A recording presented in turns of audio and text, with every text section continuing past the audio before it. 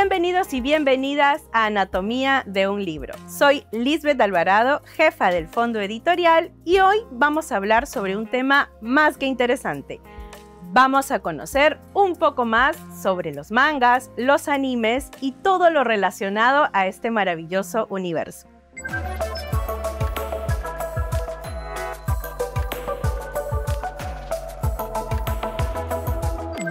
Para ello me acompaña Vania Uribe, creadora de contenido, periodista y la cara principal del libro Adictos P. Bienvenida, Vania, muchas gracias por estar aquí hoy. Muchas gracias a ustedes por invitarme.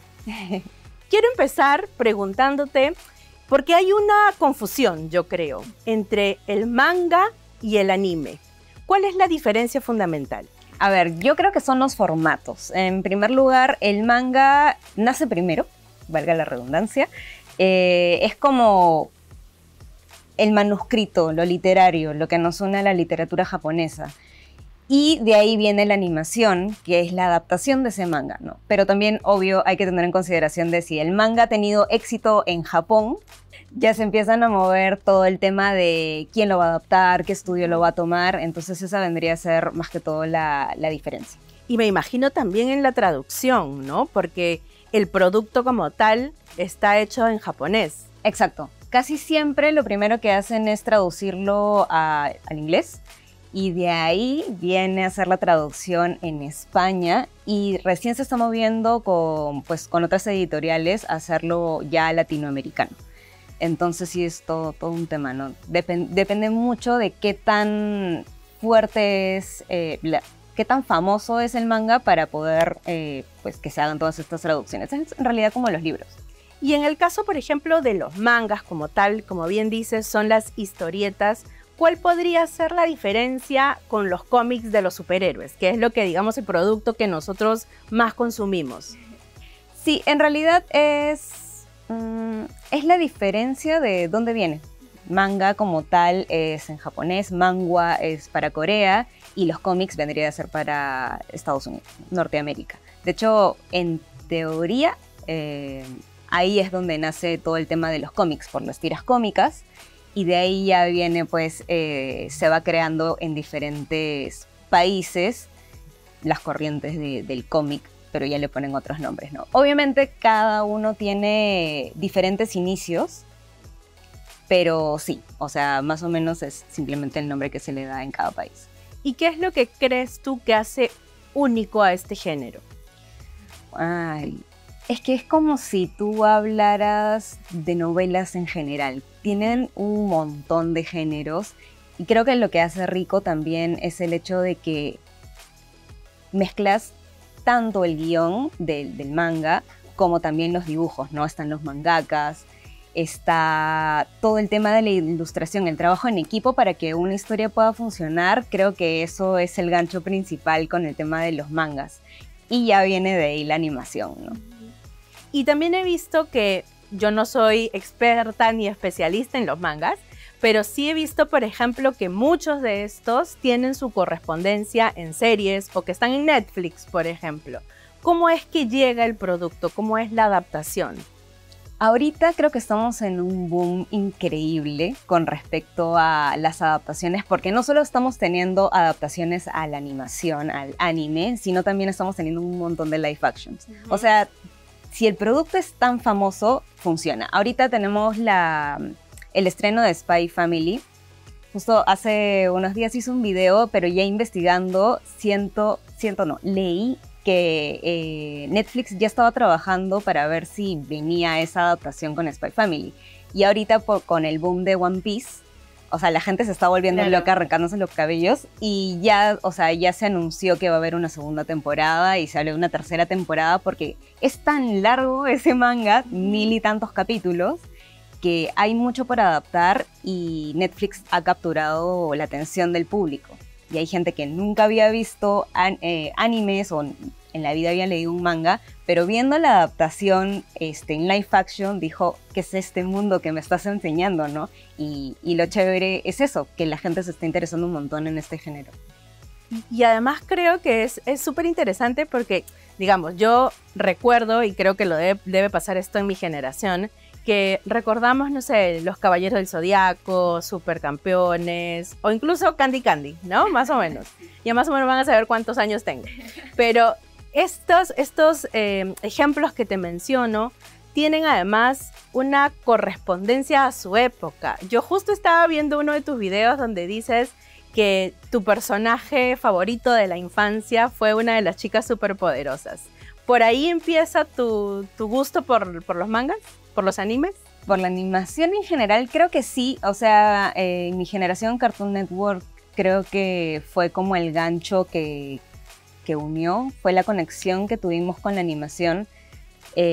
Para los de mi generación, porque mis hermanas, por ejemplo, vieron más Nickelodeon, que son las series pues ya con humanos, ¿no? Ajá. Entonces fueron las chicas superpoderosas, La Vaca y el Pollito, Johnny Bravo, ¿no? Laboratorio de Dexter, pero Cartoon Network va comprando las licencias que llegaron pues a mostrarnos Sakura Card Captors, Inuyasha.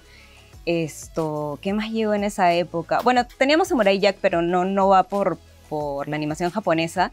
Pero creo que ese amor a primera vista hizo que simplemente cayera rendida a sus pies, ¿no? Y ya después te das cuenta que no fueron los primeros animes que se dieron, sino también hubo Estudio Ghibli, ¿no? Con el creador que trabajó en Heidi, en Marco, que esos son series que han visto mis papás.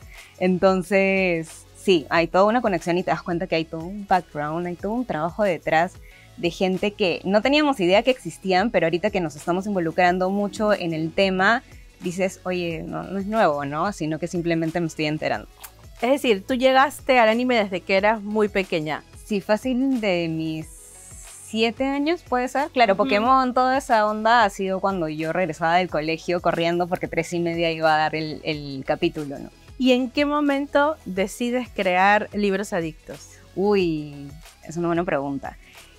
Creo que como muchos, no, en mi caso fue un amigo que era muy fan de leer, de los libros. De hecho, en la universidad éramos solo 3 personas los que a pesar de que estudié periodismo, a veces en las carreras de comunicaciones no se ve mucha gente que lee literatura como tal, ¿no? Entonces te lees el periódico y estás ya periodista, funcionas. Pero en nuestro caso sí leíamos libros, entonces entre los 3 conversábamos y fue justamente esta persona, este amigo que me dijo, oye, ¿qué tal si hacemos un canal de YouTube? Se llama Booktube, sobre libros. Y yo dije, pucha, no sé qué es, no tenía ni idea, no consumía ese tipo de contenido y dijimos, vamos a crearlo entre los 3, con mi novio, y al final, bueno, hicimos todo lo del nombre, no sé. Yo lo trabajé más como un tema de marketing digital, más como una marca literal, porque dije, ya, vamos a poner un nombre, vamos a crear pilares de contenidos, así era mi momento agencia para aplicar todo lo aprendido y al final me abandonaron. Me dijeron, no tenemos tiempo y pucha, todo el trabajo se quedó en la nada y un amigo con el que trabajaba, que era mi partner en diseño, me dijo, oye, pero mándate sola, ya tienes todo, ¿por qué no te lanzas? Yo te ayudo. Y de hecho él me ayudó a ver todo el tema de la edición porque empezamos con YouTube con fuerza, era lo que más funcionaba y de ahí entró Instagram con lo de las fotos. Así que sí, fue justo ayer estábamos recordando cuando había empezado y ya van como 6 años de Libradictos y es un montón de tiempo y ha evolucionado bastante. ¿Y empezaste con mangas o también has tocado otros temas? En realidad fue literatura full, literatura, y me metí a un club de Clásico es Leerte, que es un club de lectura gratuito para cualquiera, y empezaba a hablar de clásicos. Entonces por ahí más o menos lo movía, ¿no? Porque los clásicos son chéveres, pero la gente no lo sabe y aparte es de acceso, de dominio público, no tienes que pagar por ellos, lo puedes encontrar en cualquier lugar. Entonces por ahí se fue moviendo, la gente se fue enganchando y luego me pasaron la voz para ser moderadora de un club de lectura de literatura peruana contemporánea. Y entonces hablaba de eso en mi contenido. Y de hecho uno de los más virales fue el de Plata como cancha, ¿no? Y volviendo a los mangas, a los animes, ¿crees tú que efectivamente a través de los animes es que los mangas tienen difusión en Occidente? Confirmo totalmente. O sea, yo soy de las personas que ha ido migrando al manga porque te obsesionas con el anime y hay cositas en el anime que no te cuentan por falta de tiempo o porque simplemente cortaron. O sea, hay un montón de animes que nunca los terminaron. Y la gente cuando empieza a investigar dices, oye, hay un manga de 300 tomos que puedo leer y puedo saber qué está pasando con ese personaje. Entonces, simplemente te compras el... Claro, no es simplemente porque sí es caro. O sea, es una inversión son 20 libros, 25 libros. Pero ya tienes la satisfacción de qué pasó con esa historia, ¿no? Y yo me he ido comprando, por ejemplo, Sakura Card Captors es uno de mis animes favoritos que lo veo todos los años prácticamente. Y recién me he comprado el manga. Y lo mismo con Kimetsu no Yaiba, que ahorita ya va a empezar la nueva temporada. Entonces me compré los 23 libros y estoy leyendo y estoy haciendo contenido sobre el tema porque hay muchas cosas que en el anime se pierden, ¿no? Porque tú tienes 20 minutos para ver el capítulo y pasan las cosas tan rápido. Sí consideran la adaptación, a veces la hacen tal cual, pero tú estás tan concentrada en la historia principal que no te das cuenta de esos detalles y cuando lo lees dices, oye, esto pasaba.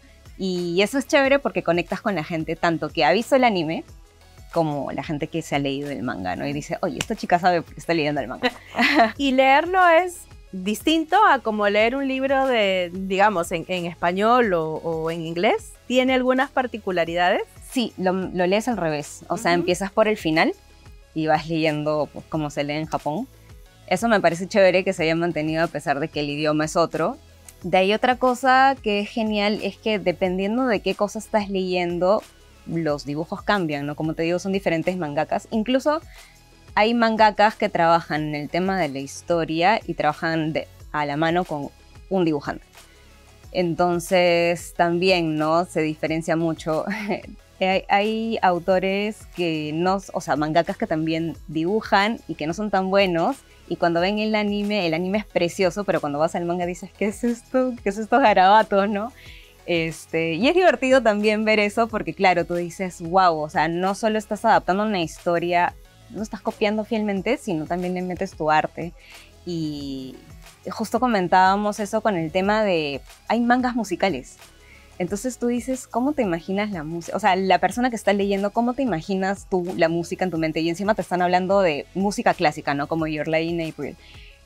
Y qué difícil es para el mangaka transmitir todos esos sentimientos en dibujo de la chica que está tocando el violín o el chico que está tocando el piano y está transmitiendo todo. Y tú dices, ala, qué chévere, qué pro es este mangaka para poder hacerte sentir todo eso y capturar al público. Y de hecho, esa conexión que tienes con el público ha hecho que saquen un anime que realza tu historia así al infinito, ¿no? Y eso es bravo.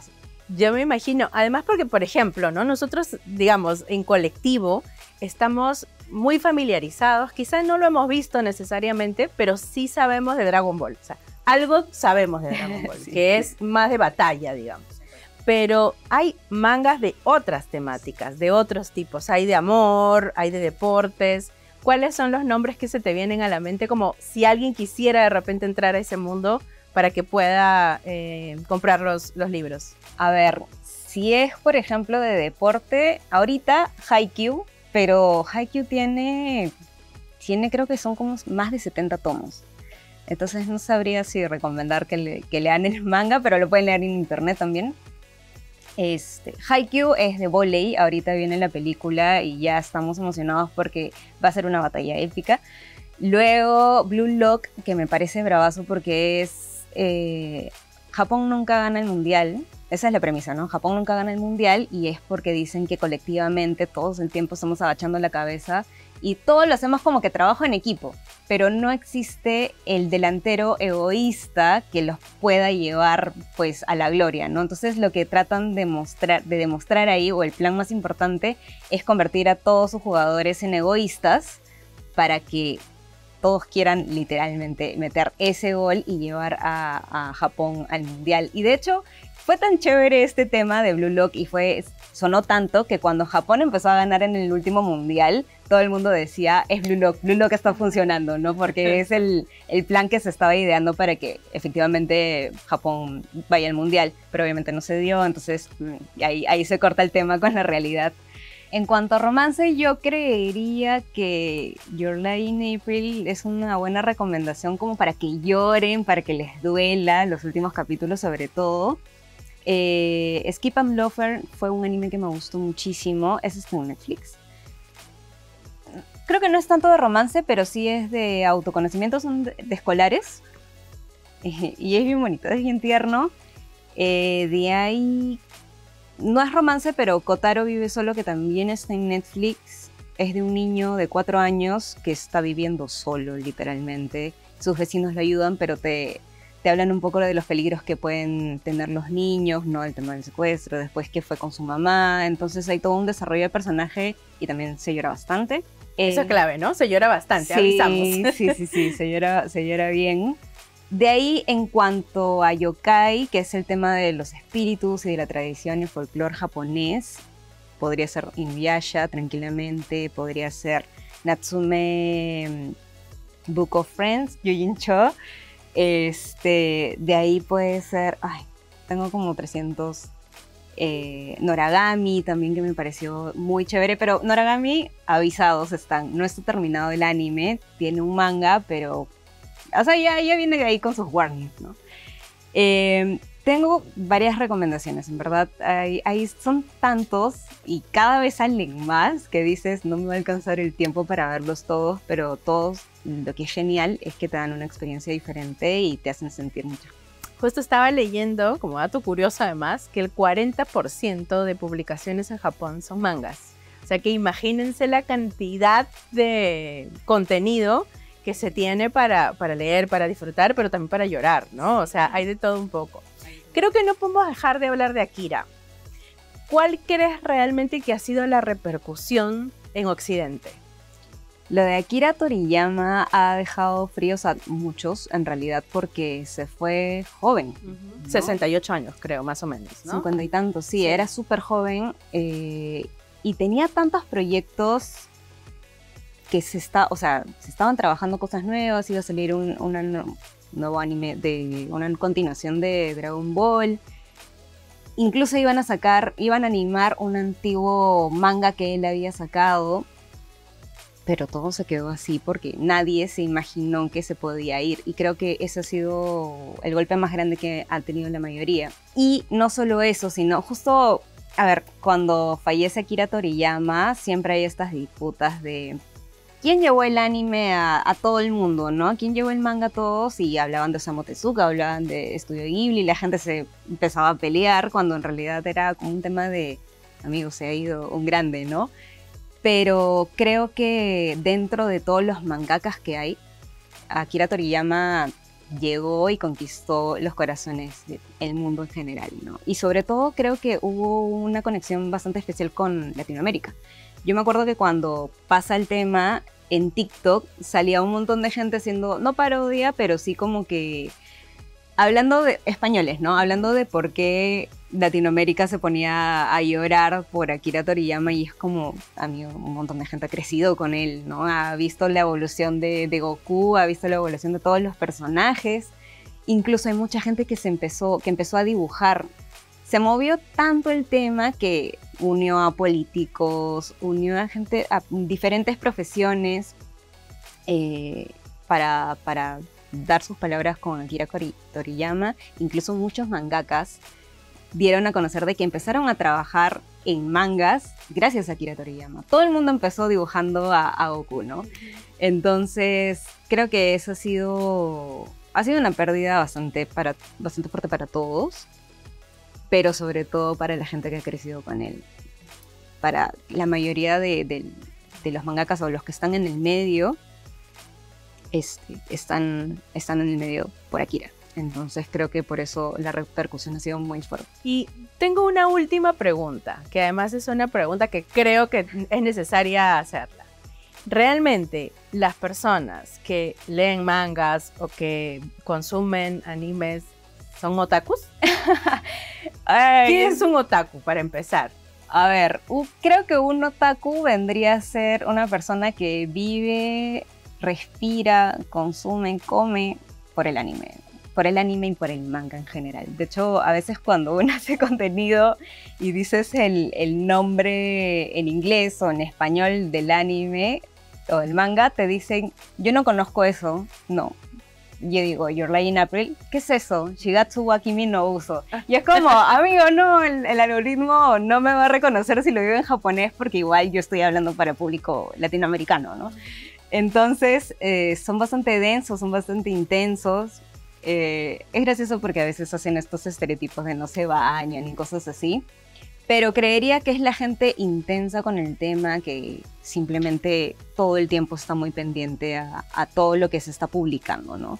Tienen su Gantt con horarios de qué cosas se publica, qué capítulo viene los martes, o sea, todos los días hay estreno de algún capítulo de algún anime, entonces están súper organizados. Y ahí yo he llegado a decir, debería tener un Excel para organizarme y ver todos los animes de temporada, pero creo que más allá de eso, o más allá de ponerme unos aretes o un polo, no sabría decir si soy otaku. Pero sí, creo que va el tema de vas a concurrir a arenales, no sé. Claro, son una comunidad. Son una ¿no? comunidad. Y sí, y se mueve bastante, ¿no? Y hace un rato me decías que en Japón esto no está bien visto. No, de hecho, hay mucha gente que se va a estos lugares que te proveen como para dormir. Y se van a leer animes, ¿no? A ver animes, a leer mangas o leer animes todo el día y pagan una cantidad de dinero. No es tan bien visto. Porque en Japón, en general en Asia, la gente está en esta constante presión de que tienes que trabajar 24/7. Aparte la vida en Tokio es súper cara. Entonces, ¿en qué momento lees? ¿En qué momento te puedes obsesionar con esto? Y todo mal si tu dinero se va en eso. ¿Y cómo te vistes? Si toda la vida es tan cara, ¿no? Entonces creo que por ese tema hay un estigma. Incluso los mangakas también, cuando trabajan, hay una sobreexplotación, que es algo que tampoco se habla. En Japón, como tú dices, el 40% son publicaciones de manga, pero atrás, ¿qué hay? ¿No? Hay la explotación de los trabajadores, está el tema incluso de la animación. Pasa que cuando sale un capítulo en el que la animación no se ve bien, no tienes todo el hate del mundo de los otakus o de la gente que simplemente consume de ¿qué estás haciendo? O sea, tienes que animarme bien, ¿no? Para eso estoy viendo tu trabajo.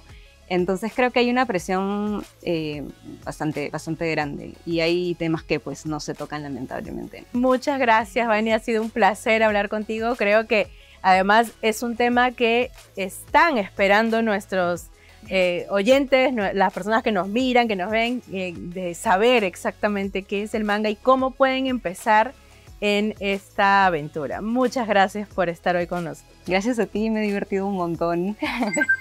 Eso ha sido todo, amigos y amigas. Espero que se hayan divertido tanto como yo y hayan aprendido un poquito más sobre este maravilloso mundo literario. No se olviden de seguirnos en nuestro canal Cayetano Más y en nuestras redes sociales. Y no se olviden tampoco, lean mucho, lean poco, pero lean.